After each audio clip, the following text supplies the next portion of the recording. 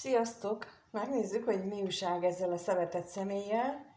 Mi az, amit titkol előttetek, mit rejteget, mi történik vele most, milyen gondolatai vannak, és érez-e irántatok még bármit, vagy gondol-e rátok még, úgyhogy lássuk azt, hogy mit tudhatunk meg erről a szeretett személyről. Mi az, amit megtudhatunk erről a szeretett személyről?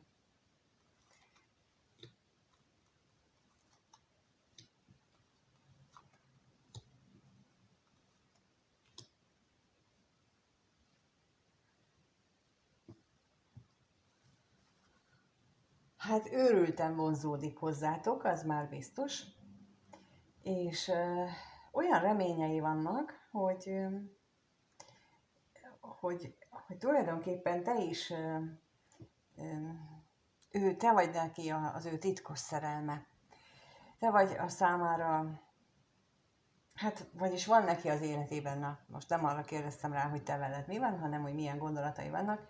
Tehát van neki az életében egy titkos szerelem, és őrülten hat nagy benne a vágy. Akkor így mondom, ez így pontosabb, mert ugye nem ezt kérdeztem, de itt nagyon azt érzem, hogy ez majd rád lesz igaz, de arra majd később rákérdezünk. Meg is nézzük akkor, hogy mit tudhatunk meg erről a hamisságról. Mit tudhatunk meg a hamisságról?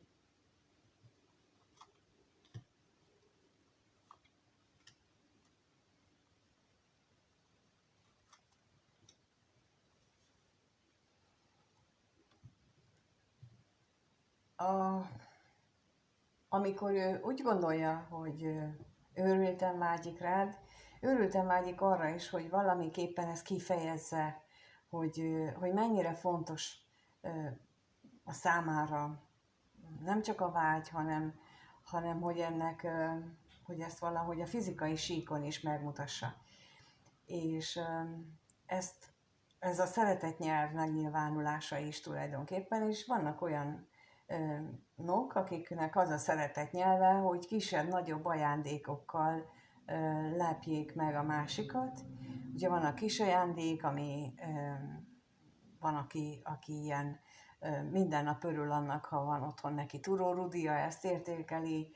Van, aki meg azt értékeli, hogy állandóan aranyláncot kap, meg állandóan ilyen bundát, meg szóval ilyen nagyobb dolgokat. Nagyon-nagyon különböző, és ez nagyon fontos például, amikor egy kapcsolatban vagyunk, hogy tudjuk, hogy a másiknak mi a szeretet nyelve, mert ennek az ismeretében és ennek a felhasználásával teljesen automatikusan tudjuk a kapcsolatunkat emelni, a kapcsolatunkat feljebb vinni. Ugyanis a másiknak, hogyha például tudjuk, hogy ő a kis ajándékoknak az ő szeretetnyelve, és mondjuk amikor jön, akkor ott várja az ő kedvenc csokija, vagy a kedvenc akármia. Mint tudjátok, mint régen a gyerekek mindig a mamához, amikor mennek is, akkor mindig a hűtőhöz rohannak, és ott van a turórudi, meg minden. Szóval ugyanez működik el felnőtt korban is. Akinél ez gyerekkorban így volt, annak ugyanez megvan felnőtt korban is, hogy őt ezzel lehet mondjuk kedvességre, vagy az ő alaphangját kedvességre hangolni, és itt nagyon fontosnak érzem azt, hogy erről beszéljek, hogy ő azért nem tud most közeledni, azért nem tudja kifejezni ezt a hatalmas vágyát és ezt a reményt, mert ő úgy éli meg, hogy nincs meg hozzá megfelelő mennyiségű anyagiak. Tehát lehet, hogy ennek a személynek éppen a kis vagy nagy ajándékok azok, amelyeket ő fontosnak tart, és hogyha neked egy ilyen partnered van, akkor őt rögtön jobb kedvre tudod deríteni, hogyha ilyeneket adsz neki. Hát erre akartam kiugodni, hogyha az ő kedvenc dolgával várod, az ő például van olyan, akinek a fogára valót főzze az ember, akkor attól ő teljesen oda van, hogy hát az ilyen apró figyelmesség is, hogy az ő kedvencét főzzük, ez is egyfajta szeretetnyelv. Úgyhogy itt az ő szeretetnyelve úgy nyilvánul meg, hogy ő azt gondolja, hogy neki nincs meg eléggé az anyagi forrása ahhoz, hogy ő kifejezze azt, hogy ő mit érez valójában, és ő mire vágyik. Még a tolvajra kérnék szépen, hogy mi foglalkoztatja ezt az embert, ezt a szeretett személyt.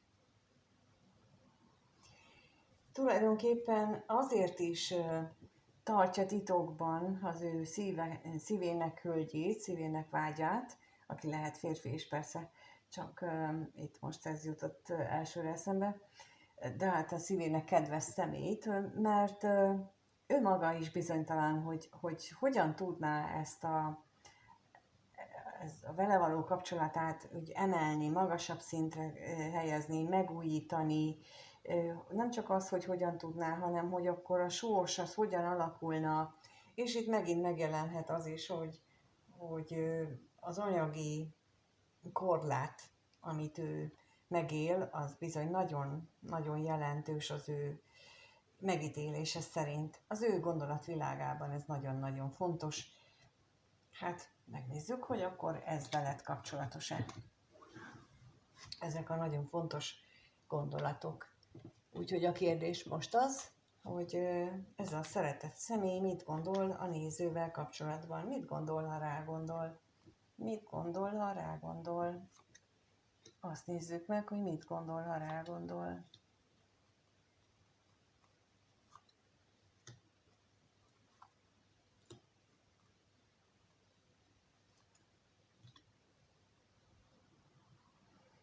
Meglehetősen borúsnak tűnik ez az egész, de nem valójában, csak úgy tűnik, hogy borús, mert valóban arról van szó, hogy nagyon magányosnak érzi magát nélküled. Nagyon is mélyen, szinte már depresszióba hajlóan magába tud ő zuhanni, amikor nem vagy vele, viszont nem biztos abban, hogy mint ahogy az előbb is látszott már, nem biztos abban, hogy erre van megoldás. Vagy ő képes-e a megoldásra.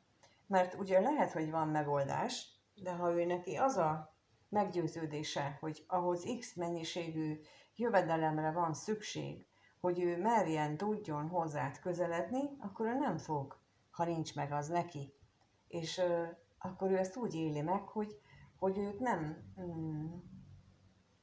nincs támogatva abban, hogy hozzád közeledjen. És ilyenkor nagyon sokszor azt szoktam hallani, hogy azt szokták mondani, hogy hát az égiek nem akarják, és nem úgy veszik ezt az egészet, hogy ez egy kihívás, hogy vajon én képes vagyok-e ebből a padlóhelyzetből fölállni, képes vagyok-e megteremteni az általam elvártnak minősített körülményeket, képes vagyok-e ezt a célt a szemem elé helyezni, és akkor ezért dolgozni, ezért tenni, ennek megfelelően. Erre nagyon nem szoktak az emberek így gondolni, hanem amikor valami nem működik, akkor azt mondják, hogy hát biztos így akarta az ég. Hát nem mindig. Hát egyébként a legtöbbször a sors és a karmikus feladatunk pontosan az, hogy amit mi ösztönösen jónak élünk meg, azt le kell vetnünk, és valami olyan tulajdonságot, vagy olyan képességet kell magunkban megtalálni, mert ott van bennünk, csak meg kell találni, amihez így alapvetően nem igazán vonzódunk, sőt, kifejezetten taszít bennünket. Bizony, például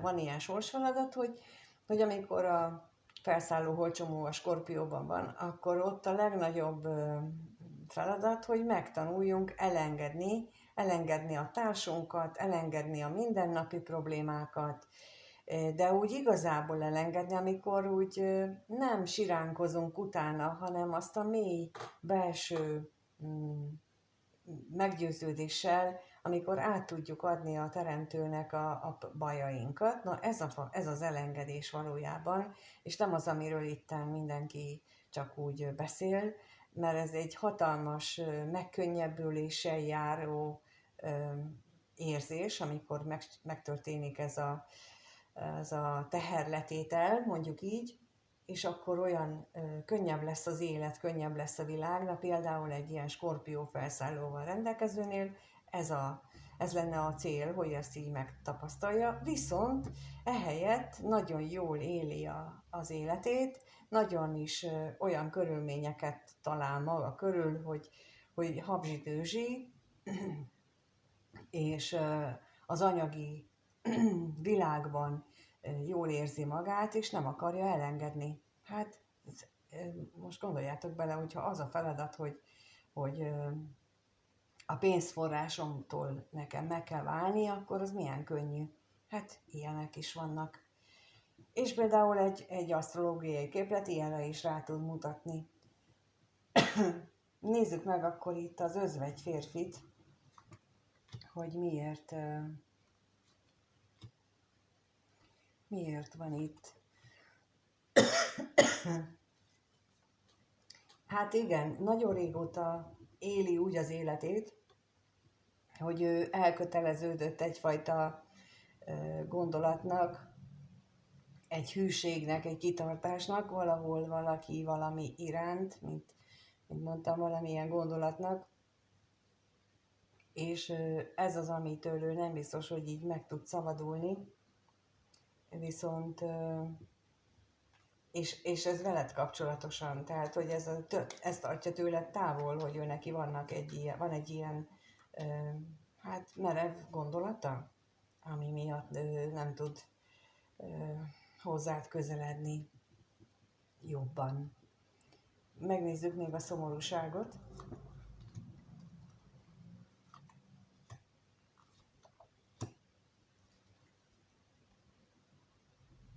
Itt megint megjelent az, hogy esetleg a múltban ő jobb körülmények között élt, és most ott van a nincstől való félelem, ott van benne az, hogy hogyan legyen, és mint ahogy az előbb is mondtam, ez szinte már depresszióba hajtja őt, de ez az, amikor nem akarunk valamiről tudomást venni, és akkor az élet úgy alakul, hogy az a fontos dolgot, amit mi fontosnak vélünk, azt elveszi tőlünk, hogy anélkül is meg tudjuk lépni azt, amit meg kellene lépni, hogy lesz-e enélkül is bátorsága azt mondani, hogy de én akarok tőled ezt, meg azt, meg amazt. Hát például erről is szó lehet itt a háttérben, csak ő még ezt nem tudja. Megnézzük akkor, hogy milyen érzései vannak irántad ennek a szeretett személynek, mit érez irántad, mit érez a néző iránt ez a szeretett személy, mit érez iránta, mit érez.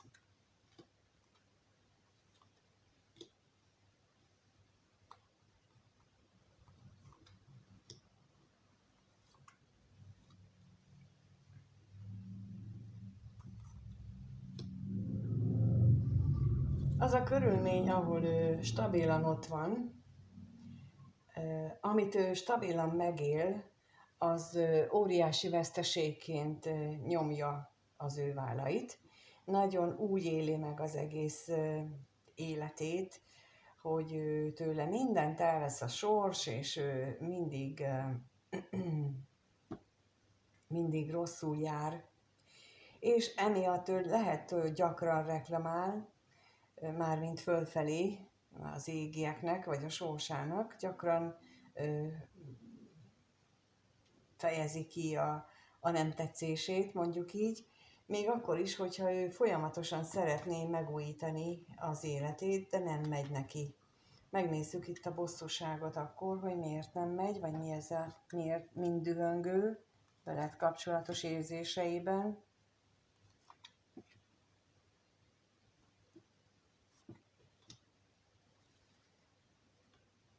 Hát a dühöngés oka az, hogy nagyon erős a vágy, az irántad érzett vágya, nagyon-nagyon ott van, viszont lehet, hogy ő valamiféle fogadalmat tett magában, hogy addig nem jön, vagy addig nem csinál ezt, azt, ameddig ő valamit. Szóval, hogy ő tett valami ilyen fogadalmat, és lehet, hogy bánja, lehet, hogy nehezen éli meg, de mégis ott van benne ez a fajta megtartom, amit ígértem magamnak, viszont ezt nagyon nehezen éli. Nagyon-nagyon gyakran próbálja áthágni, gyakran próbálja meg semmisé tenni, de hát úgy látszik, hogy ez a képesség, ez a megtartom a szavam képesség, ez nagyon jól működik benne, úgyhogy ez is egy nagy erény, még akkor is, hogyha ez most éppen nem túl kellemes a te számodra. Megnézzük még ezt a veszteséget, hogy miért van itt ez a veszteség.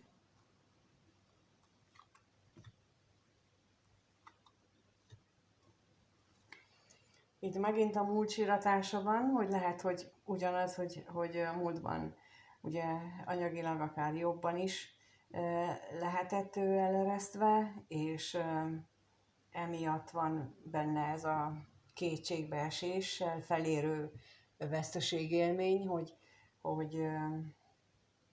hogy nem tud, hogy nincs neki annyi, amit ő szeretne, és itt az érzéseit hát azért nem meri ő kifejezni, azért nem mer erről beszélni, mert az ő világában ez fontos. Illetve még az is beletartozik ebbe, hogy annyira erősen ott van benne ez az anyagi világ, és hogy ott mit kell neki megteremtenie, hogy nincs is energiája arra gondolni, hogy most veled kapcsolatosan milyen érzései lennének, ha lennének. A vágyait azt érzi, mert azt nem tudja kirekeszteni, de úgy egyéb érzések tekintetében a saját belső problémái azok, amelyek itt is megjelennek a veled kapcsolatos érzéseiben. Megnézzük akkor, hogy mire számíthatsz a következő néhány napban, egy hétben ettől a szeretett személytől, mire számíthatsz tőle, mi az, amire a néző számíthat ettől a szeretett személytől, mire számíthat a néző ettől a szeretett személytől.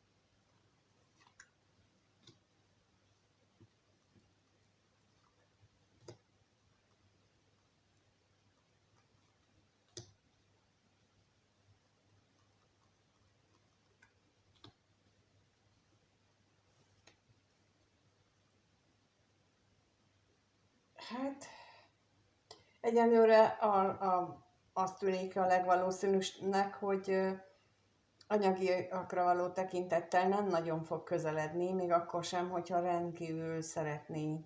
Még akkor sem, hogyha nagyon vágyik arra, hogy találkozzatok, hogy együtt időt töltsetek. De ez az anyagi probléma nála nagy lehet az ő értelmezésében. És akkor itt megint kihangsúlyozom, hogy mindannyiunknak más a súly, más az, hogy mi számít anyagi problémának, mert az egyiknek a több százezer forintos vagyon sem elég, a másik meg néhány ezer forintból is jól érzi magát. Tehát ilyen nagy különbségek is lehetnek. Úgyhogy ez az, ami a következő néhány napját meghatározza. Lássuk itt a kevés pénzt.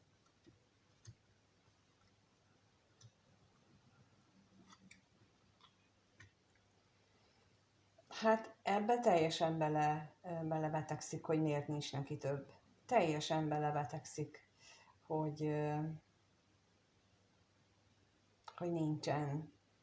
Nagyon ebbe a veszteségtudatba, hogy és nem csak valószínűleg nem csak azt a anyagiakat éri, hanem hogy nem, akár az is lehet, hogy nem úgy alakulnak a dolgai a fizikai síkon, vagy bevétel szempontjából, vagy az életének a dolgai megélése szempontjából.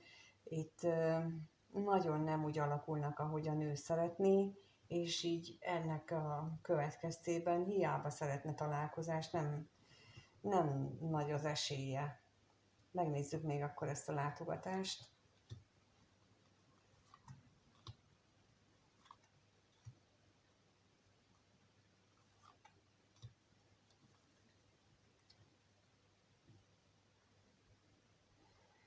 Nincs hozzá nincs benne sok remény arra vonatkozóan, hogy ti hogyan tudnátok találkozni, hogyan lehetne ebből kapcsolat. Főleg, hogyha te nem egy ilyen olyan csóri vagy, mint ő, hanem egy jobb anyagi körülmények között lévő valaki, akkor itt még mentálisan is problémát jelent számára, hogy ezt a kettőtöket így együtt el tudjon képzelni, mert ez egy olyan nagy távolság az ő szemszögéből, hogy ezt ő egyelőre nem tudja elképzelni, hogy ez hogy lehetne áthidalni. És bizony ez a következő időszakban, ez rövid időszak, mondom, tehát hogy itt ebben az időszakban ő ennek nem látja esélyét, hogy jaj, hogy ebből mit lehet kihozni, vagy ebből valami mást is lehet. Úgyhogy pillanatnyilag ez az, ami látszik, ez mondjuk a jövő hétnek